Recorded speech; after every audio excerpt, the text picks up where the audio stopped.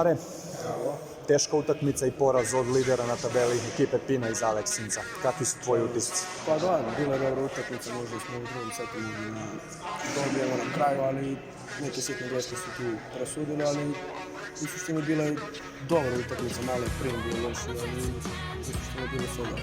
Dobro, znači jedan od elemenata koji danas nikako nije funkcionisao, kažeš prijem. Da.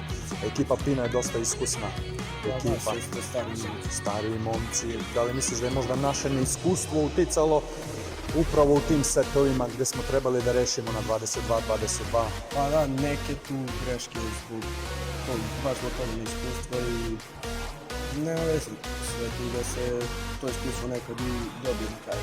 Da. Naredno kolo gostujete Negotinu, ekipa je Hajduk Veljko 2, druga ekipa Hajduk Veljka, šta možemo tu da očekujemo? To mi se naravno nadamo pobedi, vidjećemo. Prošle sezone smo pobedili ovde, mjesec je bilo, nadamo se tamo. Odlično, znači možemo da očekujemo pobedu. Šta bi danas izdvojio, možda kao naš najjači element kojim smo parirali protivniku? Pa možda je to bio Servis. Dobro, odlično, i ja se slažem potpuno.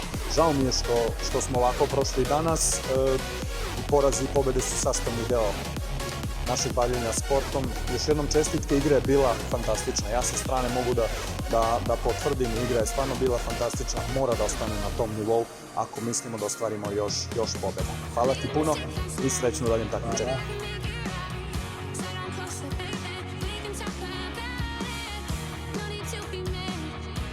See you say